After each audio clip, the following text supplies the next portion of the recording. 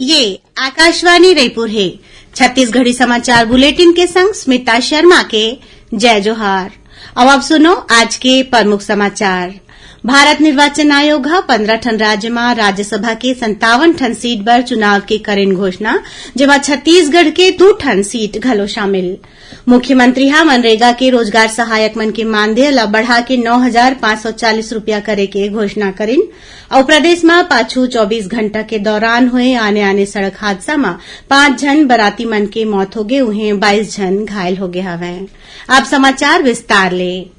भारत निर्वाचन आयोग 15 ठन राज्य में राज्यसभा के 57 ठन सीट पर चुनाव के घोषणा कर दे है। एमा छत्तीसगढ़ के घलो 2 ठन सीट शामिल है। भाजपा के राज्यसभा सांसद रामविचार नेताम और कांग्रेस के छाया वर्मा के कार्यकाल यही बछर 29 जून के सिरावत है। भारत निर्वाचन आयोग के जारी राज्यसभा चुनाव के कार्यक्रम के अनुसार ये चुनाव की अधिसूचना 24 मई के जारी करे जाही। एकरे संग नामांकन के प्रक्रिया घलो शुरू होही। राज्यसभा पर 31 मई तक नामांकन दाखिल करे जा सकी। 1 जून के नामांकन पत्र की जांच होही और 3 जून तक उम्मीदवार ला नामांकन पत्र वापस ले के मौका दे जाही। जरूरत पड़े में 10 जून के राज्यसभा पर मतदान कराए जाही। यही दिन मतगणना के बाद विजेता की घोषणा कर दे जाही। मुख्यमंत्री भूपेश बघेल महात्मा गांधी राष्ट्रीय ग्रामीण रोजगार गारंटी योजना मनरेगा के रोजगार सहायक मन के मानदेय ला 5,000 और 6,000 रुपया ले बढ़ा के कलेक्टर दर के अनुसार 9,540 रुपया करे के घोषणा करीन है। मुख्यमंत्री आज रायपुर में मनरेगा के रोजगार सहायक मन के एक ठन प्रतिनिधि मंडल ले गोठबात के दौरान ये घोषणा करीन। मुख्यमंत्री रोजगार सहायक मन के सेवा शर्त ले जुड़े मांग के बारे में कहिन कि ये संबंध में राज्य स्तर में बनाई गई समिति ले प्रतिवेदन मिले के बाद फैसला करे जाही। छत्तीसगढ़ के बॉक्साइट और लेटराइट भंडार के भू तकनीकी मूल्यांकन करे जाही। एकर ले बॉक्साइट के कमती ले जूझत उद्योग मन ला फायदा मिलही। एकर बर छत्तीसगढ़ विज्ञान और प्रौद्योगिकी परिषद सीकॉस्ट और जवाहरलाल नेहरू एल्यूमीनियम अनुसंधान विकास और अभिकल्प केंद्र खनिज मंत्रालय के बीच MOU होए है। दोनों संस्थान अंतरिक्ष प्रौद्योगिकी के मदद ले ये खनिज मन के भंडारण के जिलेवार डिजिटल डेटाबेस बनाही। आज अंतर्राष्ट्रीय नर्स दिवस है। ये दिन ला पूरा दुनिया में समाज भर नर्स मन के योगदान के सम्मान में मनाए जाथे।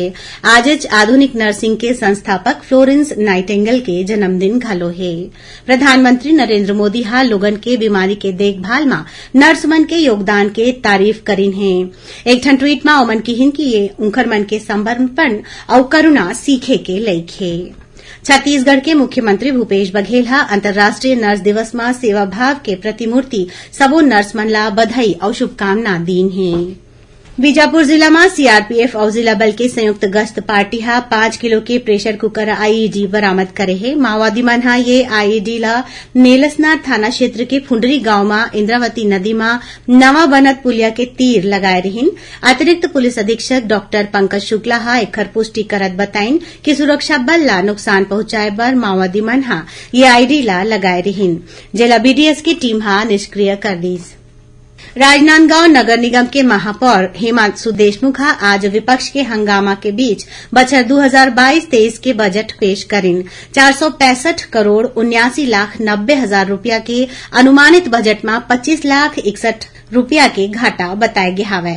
बजट पेश करे के दौरान नगर निगम सभापति भाजपा पार्षद गगन आइचला निलंबित करिन, जेकर विरोध में भाजपा पार्षद दल बैठका के बहिष्कार करत सदन ले वॉकआउट करके विरोध प्रदर्शन करिन। छत्तीसगढ़ी समाचार बुलेटिन आप मन आकाशवाणी रायपुर ले सुनत हव। छत्तीसगढ़ के खबर ले है आपकी वास्ता और खबर के विश्वसनीयता ले है हमार वास्ता। आकाशवाणी समाचार रायपुर के प्रादेशिक समाचार बुलेटिन के संगे संग हमार समसामयिक कार्यक्रम आप रेडियो के संग अपन मोबाइल में घलो सुन सकत हो। आकाशवाणी समाचार फेसबुक, ट्विटर और यूट्यूब में घलो हावय। हमार फेसबुक पेज हरे Chhattisgarh news on AIR, Twitter handle CGAIR news और हमार यूट्यूब चैनल हरे छत्तीसगढ़ AIR न्यूज। तो अब रेडियो के संगे संग आपके मोबाइल के माध्यम ले हम आप तक पहुंचत हन। छत्तीसगढ़ के हर खबर पर सुनत रहो आकाशवाणी समाचार। अब आगू बढ़बो बाचे समाचार कोती। प्रदेश में पाछू 24 घंटा के दौरान हुए दूठन अलग अलग सड़क हादसा में 5 जन बराती मन के मौत हो गए, वहीं 22 जन घायल हो गए हवे।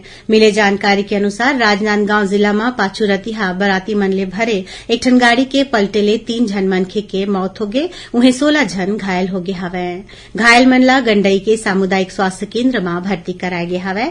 गंभीर रूप ले घायल 6 जन लोगन ला राजनांदगांव मेडिकल कॉलेज अस्पताल रेफर करे गए हे। सबो बराती मन मालवाहक गाड़ी में बैठ के पंचदेवरी गांव ले गंडई लहुटत रहिन, तभे धोधा गांव के तीर उखर मन के गाड़ी अंते तंते होके पलट गए। उन्हें धमतरी जिला के नगरी सिहावा रोड में सियादेही के तीर एक ठन गाड़ी के पलटे ले 2 जन बराती मन के मौकाच में मौत हो गए और 6 जन ले ज्यादा लोगन घायल हो गिन। एमन सबो झन ला गरियाबंद ले धमतरी के तरसीवा आवत रहिन, तभे सियादेही के पास ये हादसा होइस। आय ले ज्यादा संपत्ति के मामला में गिरफ्तार IPS GP Singla Chhattisgarh high court हा जमानत दे दे है। हाईकोर्ट में श्री सिंगला 50,000 बॉन्ड के सशर्त जमानत दे है। कोर्ट हा कहे है कि जीपी सिंह राज्य के बाहर रही और सेशन कोर्ट या हाई कोर्ट में बलाय में पेशी में मौजूद रही। खबर के मुताबिक हाई कोर्ट ले जमानत नहीं मिले में जीपी सिंह सुप्रीम कोर्ट चलते रही। सुप्रीम कोर्ट हा हाई कोर्ट ला जमानत याचिका में जल्दी सुनवाई के आदेश दे रही। जीपी सिंह गिरफ्तारी के बाद करीबन 120 दिन जेल में रहिन। छत्तीसगढ़ के रणजी टीम के कप्तान आईपीएल खिलाड़ी हरप्रीत सिंह भाटिया के खिलाफ धोखाधड़ी के मामला दर्ज करेगे हवै। उनकर मन ऊपर आरोप है कि ओमन हा लेखाकार पद पर बुंदेलखंड विश्वविद्यालय के फर्जी मार्कशीट बना के सरकारी नौकरी पर आवेदन करे रहिन। छत्तीसगढ़ प्रदेश कांग्रेस कमेटी खेलकूद प्रकोष्ठ के प्रदेश अध्यक्ष प्रवीण जैन हा इला गंभीर और दुर्भाग्यपूर्ण घटना बताए हैं। प्रदेश में रायपुर और बिलासपुर के शासकीय आयुर्वेदिक महाविद्यालय चिकित्सालय में मानसिक समस्या ले जूझत लोगन मन बर विशेष ओपीडी शुरू करे गे है। हर शुक्रवार के एमा मरीज मन ला आयुर्वेद ले जुड़े उपचार और स्वस्थ जीवन शैली के बारे में परामर्श निःशुल्क दे जावत है। आयुष संचालनालय के सहायक संचालक डॉक्टर विजय साहू हा बताइन कि जरूरत के अनुसार मरीज मन ला पंचकर्म सेवा घलो मिलही। सरगुजा जिला के बटवाही गौठान के माइलोगिन मन अब कालीन घलो बनावत हैं। एखर बर ओमन ला छत्तीसगढ़ हस्तशिल्प विकास बोर्ड डहर ले ट्रेनिंग देगे हवै। बोर्ड डहर ले ओमन ला कच्चा माल दिवाए जावत है, जेखर ले माइलोगिन मन ला अब स्थानीय स्तर में रोजगार मिलत है। ओमन ला रोज करीबन 250 रुपया के कमाई होवत है। भेंट मुलाकात के दौरान मुख्यमंत्री भूपेश बघेल हा इंखरमन डहार ले बनाए गए कालीन के तारीफ करें। माइलोगिन मन बताएं कि सरगुजा जिला के मैनपाट, लुंड्रा और सीतापुर में उनकर समूह डहार ले बनाए गए 70 ठन कालीन ला लाल बहादुर शास्त्री राष्ट्रीय प्रशासन अकादमी मसूरी भेजे के हवै। अब थोरकुन समाचार सार में मुख्यमंत्री भूपेश बघेल हा वीडियो कॉन्फ्रेंसिंग के माध्यम ले आज बिलासपुर हाईकोर्ट परिसर के महाधिवक्ता कार्यालय के नवा बने द्वितीय तल के लोकार्पण करें। एखर निर्माण करीबन 1.25 करोड़ रुपया के लागत ले करेगे हवै। बलरामपुर जिला के विकासखंड वाड्रफ नगर में लिंक कोर्ट शुरू कर देगे है। अपर कलेक्टर लिंक कोर्ट में हर बुधवार के मामला के सुनवाई करही। और कांकेर जिला के मनकेश्वरी डेम में काली पिकनिक मनाए बर गे एक जन युवक के डेम में डूबे ले मौत हो गए। गोताखोर मन के मदद ले आज ओखर शवला बरामद कर ले गे है। आखिर में प्रमुख समाचार एक घाव फिर। भारत निर्वाचन आयोग हा 15 ठन राज्य में राज्यसभा के 57 ठन सीट पर चुनाव के करेन घोषणा, जेमा छत्तीसगढ़ के 2 ठन सीट घलो शामिल। मुख्यमंत्री हा मनरेगा के रोजगार सहायक मन के मानदेय ला बढ़ा के 9,540 रुपया करे के घोषणा करिन। और प्रदेश में पाछू 24 घंटा के दौरान हुए आने सड़क हादसा में 5 जन बराती मन के मौत हो गए, उन्हें 22 जन घायल हो गए हवें।